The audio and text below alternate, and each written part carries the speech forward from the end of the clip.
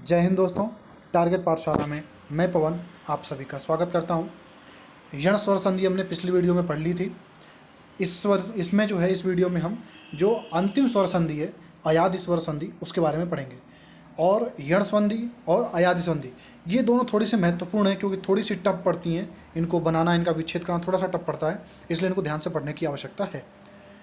इसका नियम क्या है? यण संधि जैसे ही नियम है, बस इसमें स्वर चेंज हो जाते हैं। जैसे इसमें नियम है कि ए ओ के बाद अगर कोई भिन्न स्वर आता है, मतलब इनके अलावा कोई स्वर आता है, तो उनका परिवर्तन कैसे होगा वो देखेंगे।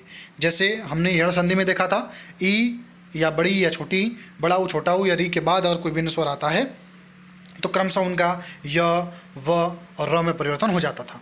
वैसे ही अब इसमें देखते हैं क्या होता है। तो अगर ए के सामने भिन्न स्वर आता है, यानी कि ए को छोड़कर कुछ भी आता है, तो उसका परिवर्तन होता है अय में, जिसमें य में हलंत लगा हुआ है। अगर अय के सामने कोई भिन्न स्वर आता है तो वो परिवर्तित होता है आय में। वैसे ही ओ के सामने अगर कोई भिन्न स्वर आता है तो उसका परिवर्तन होता है अव में, और औ के सामने अगर कोई भिन्न स्वर आता है तो उसका परिवर्तन होता है आव में। यहाँ भी ध्यान देने वाली बात है कि परिवर्तन केवल इन्हीं का होता है, जो भिन्न स्वर हैं उनका परिवर्तन नहीं होता है। वो क्या होते हैं? इन शब्दों से जुड़ते हैं और जुड़ करके फिर नए शब्द का निर्माण करते हैं। जैसे आप यहाँ पे एग्जाम्पल देख लीजिए। मान लीजिए ए है, ए के सामने भिन्न स्वर आया यानी कि ई आया मान लीजिए, तो क्या बनेगा? ए का परिवर्तन होगा अय में, लेकिन चूंकि य पे हलंत है तो य क्या करेगा? ई से मिलकर के छोटी ही लग जाएगी, तो ये बन जाएगी आई। ठीक।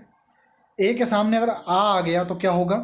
ए का परिवर्तन हो जाएगा किसमें? अय में, लेकिन य जो है ये क्या करेगा? आ से मिल करके ये बन जाएगा या, तो ये हो जाएगा अया। ठीक है, ये हमने इसलिए एग्जाम्पल दिया, कहीं आपको मिलेगा नहीं, इसलिए दिया है ताकि आप इसको समझ के क्लियर हो जाए कि कैसे ये परिवर्तन होता है। अय के सामने अगर मान लीजिए ई आती है तो क्या होगा? अय का परिवर्तन होता है, आपको पता है, आय में, लेकिन ये जो हलंत वाला य है वो क्या करेगा? बड़ी ई से संयोग करेगा और उससे बड़ी ई की मात्रा लग जाएगी, तो आई हो जाएगा। अय का अगर ओ से सामना सामना होता है तो वो आयो बन जाएगा। वैसे ही ये हमने आप लोगों को बता रखा है, एक बार पढ़ लीजिएगा तो आपको समझ में आ जाएगा। अब सीधे हम चलते हैं एग्जाम्पल पे। एग्जाम्पल समझेंगे तो और अच्छे समझ में आ जाएगा। जैसे पहला एग्जाम्पल, ए के सामने अगर कोई भिन्न स्वर आता है तो उसका अय में परिवर्तन हो जाता है। जैसे शे प्लस अन, यहाँ पे देखिए गलती से हमने लिख दिया था अयन, जो कि गलत है। ये होगा यहाँ पर केवल अन, यह यहाँ पे नहीं होगा बीच में। ठीक है, तो शे प्लस अन, उसका क्या होगा? श से हमने अलग किया ए को, ए के सामने अ है यानी कि भिन्न स्वर है, तो ए के सामने अगर भिन्न स्वर आता है तो ए का परिवर्तन होता है अय में, और अ जो ऐसे ही लिखा रहेगा। और अय प्लस अ अगर हम करते हैं तो य पे जो हलंत है वो हट जाएगा, क्योंकि मात्रा तो नहीं चढ़ेगी लेकिन अ मिल जाएगा तो हलंत हट जाएगा, तो ये क्या हो जाएगा?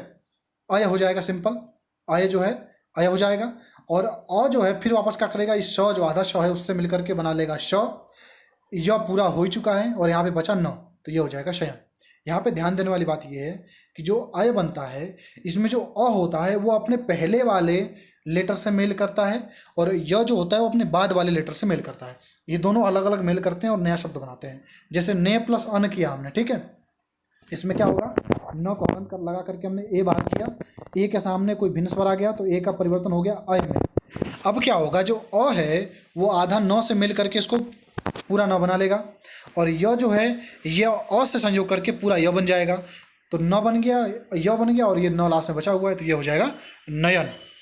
ठीक है, तो ये हो गया दो एग्जाम्पल आपके ये वाले।